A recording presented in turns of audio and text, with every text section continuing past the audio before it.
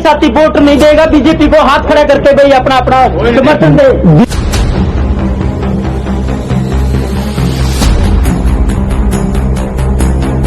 BJP सरकार के खिलाफ डट के खड़े होने का, अपना एक एक कतरा खून का बहाने का। और मैं इस बीजेपी सरकार को आज इस मंच के माध्यम से मोदी साहब को याद दिलवाना चाहता हूं, या तो आपकी इन जो साम्यवादी नीतियां हैं इनको बंद कर दीजिए।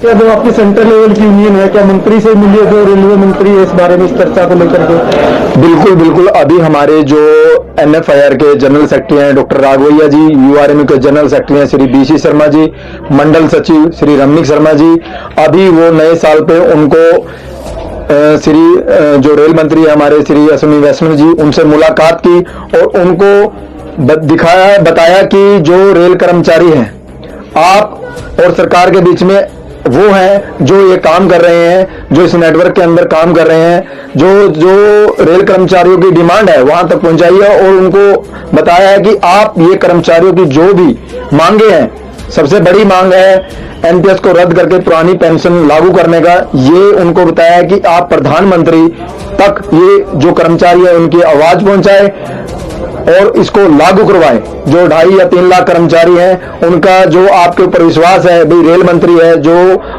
हमारे ऊपर है, जो रेल को संभाल रहे हैं, रेल का कार्यकाल करा रहे हैं, उनसे ये अपेक्षा करता है कि आप प्रधानमंत्री जी से ये अपील करें कि जो 3.5 लाख रेल कर्मचारी है उनकी तरफ देखें, उनको इग्नोर न करके उनकी मांगों को सुने और उनको पूरा करने का काम करें। सर मेरा नाम रोहतास मेहरा है। तो आज क्या कुछ मांग है आप लोगों की?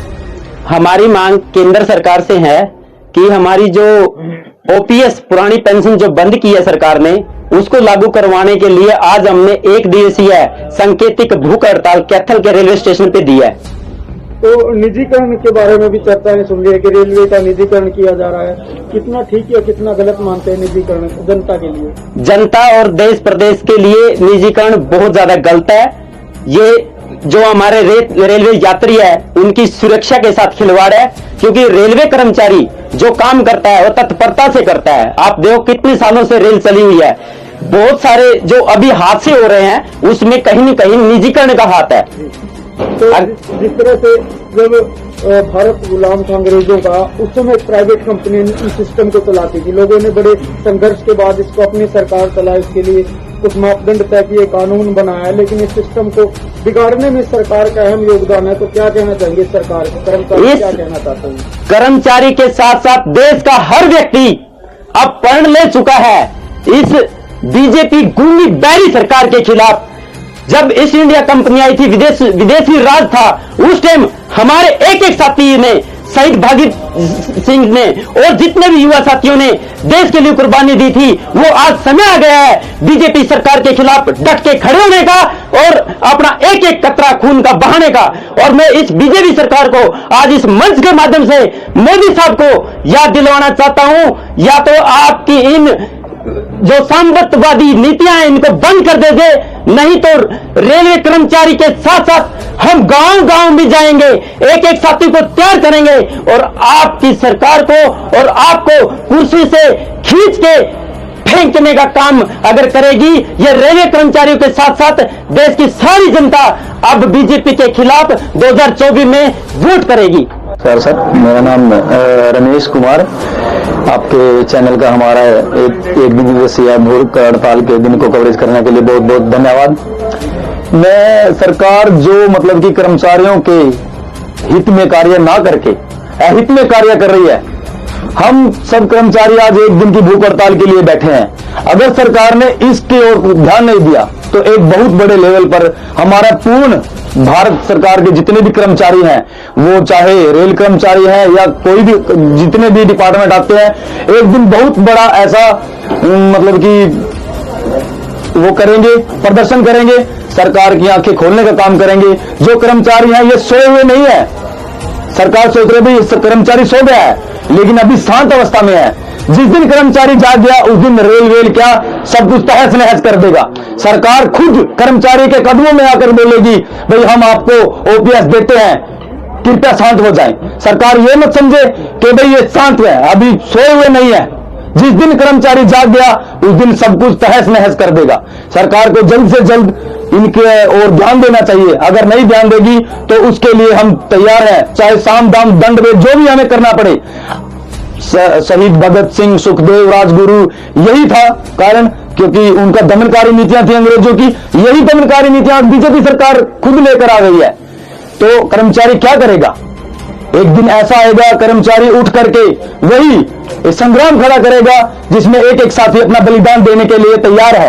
क्यों साथियों? एक एक साथी अपना बलिदान देने के लिए इंकलाब जिंदाबाद। हम अब की बार अगर ओपीएस को लागू नहीं करती सरकार, एक भी साथी वोट नहीं देगा बीजेपी को। हाथ खड़ा करके भाई अपना अपना समर्थन दे बीजेपी को। लो संकल्प लो सारे साथी, हम सभी ये संकल्प लेते हैं आपके चैनल के माध्यम से कि भाई अगर बीजेपी सरकार होश में नहीं आई तो एक भी साथी वोट का बहिष्कार करेगा और बीजेपी सरकार को सत्ता से बाहर करने का रास्ता दिखाएगा। सर आपका नाम? सर मैं बलबीर सिंह, शाखा सचिव उत्तरी रेलवे मजदूर यूनियन जाखल ब्रांच।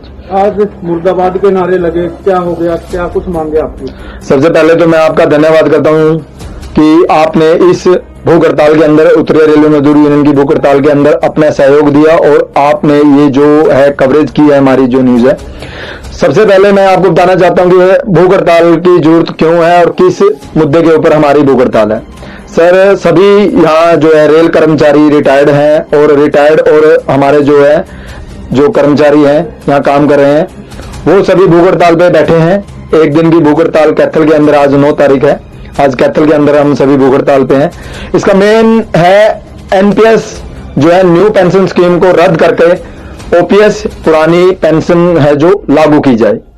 दूसरा उसके बाद जो 8वां पे कमीशन है जिसमें कर्मचारी की मिनिमम वेज 32,500 रुपए होनी चाहिए, 8वें पे कमीशन का गठन किया जाना चाहिए। और तीसरी जो ओपीएस लाएगा वोट वही पाएगा, ये है। तो ये कब तक रहेगी आपकी हड़ताल? ये सर आज 9 तारीख है, 8 तारीख का हमारा जाखल के अंदर था, 9 तारीख कैथल के अंदर है, 10 का नरवाना के अंदर है और 11 का मानसा के अंदर और 12 तारीख को नेशनल लेवल पे जिसमें हमारी रेल की 9 डिवीजन है, उत्तरी रेल मजदूर यूनियन की 9 डिवीजन 26 ब्रांचें हैं, वो दिल्ली में डीआरएम ऑफिस के सामने अपना भूख हड़ताल में अपना प्रदर्शन करेगी। तो क्या लगता है कि सरकार आपको ये जो मांग कर रहे हैं मान जाएगी? सर हर एक संगठन का हमारी कोशिश है एक लड़ाई जो उसको लड़ते रहना है, अंजाम की हमें चिंता नहीं है। हम अभी शांतिपूर्वक सभी है 26 ब्रांचें 9 डिवीजन हर पूरे मतलब दिल्ली डिवीजन के अंदर हर जगह प्रदर्शन हो रहा है। अभी हम शांतिपूर्वक ढंग से बैठे हैं। अभी हमें जैसे आदेश मिले हैं डिवीजन से हम उनके आदेशों का पालन कर रहे हैं। जैसे ही अगर नौबत आई चक्का जाम करने की हम चक्का जाम भी करेंगे, बट हम ओपीएस को लेके रहेंगे। इस जो बैरी और गुंगी सरकार है उसको हम जगा के रहेंगे। दिल्ली में एक बड़ी रैली के माध्यम से ओपीएस बहाली की मांग आप लोगों ने की थी, रेलवे की कई यूनियन उसमें हिस्सा लिया, लेकिन सरकार के कान पर जू नहीं रहेगी। सरकार को क्या चेतावनी देना चाहेंगे, क्योंकि आप एक कर्मचारी के साथ साथ वोट बैंक भी हैं? सर आपको जैसे आपने बताया कि बड़े लेवल पे हमारी जो भी ट्रेड यूनियन थी 10 अगस्त 23 को उन्होंने दिल्ली के अंदर एनपीएस के विरोध में बहुत बड़ी 3 लाख के करीब कर्मचारी आए थे वहां पर। उन्होंने सरकार को चेताया था शांतिपूर्ण ढंग से और एक और ये वार्निंग हम एक शांतिपूर्ण ढंग से मतलब उनको चेताना चाहते हैं सरकार को कि कर्मचारियों को अनदेखा ना करे। उनके सब्र का बांध है, ऐसा ना हो कि वो सब्र का बांध टूट जाए और जो 3.5 लाख कर्मचारी हैं वो ट्रैक पे आ जाएं और चक्का जाम कर दें और इस रेल को रोक दें। आप उनके सब्र का इम्तिहान मत लें। हमारी यही आपके चैनल के माध्यम से भी यही गुजारिश है कि आप ज्यादा से ज्यादा हमारी जो खबर है जितनी भी रेल कर्मचारी हैं या जितने भी हैं उनकी आप खबरों को मतलब वहां तक पहुंचाएं, सरकार तक पहुंचाएं। जो अब गुंगी और बहरी हो चुकी है, एक आपके थ्रू भी मैं आपके चैनल के थ्रू भी एक रिक्वेस्ट करना चाहता हूं, जितनी भी हमारी मीडिया है दिल्ली के अंदर कोई भी मीडिया वहां मौजूद नहीं था जिन्होंने वो 3.5 लाख जो कर्मचारी एनपीएस के विरोध में उतरे थे उनकी न्यूज किसी ने भी नहीं लगाई है। ये मुझे बड़े दुख के साथ कहना पड़ता है कि हमारे जो न्यूज है, जो हमारी आवाज है, जो देश की आवाज है, उनको चेताना चाहता हूं कि वो भी कदम से कदम मिला के इन कर्मचारियों के हक के लिए उनका साथ दे और ये ज्यादा से ज्यादा न्यूज को केंद्र सरकार तक पहुंचाए, हरियाणा सरकार तक पहुंचाए, ताकि वो इस विषय के ऊपर संज्ञान ले सके और उनकी मांगों के ऊपर सोच विचार कर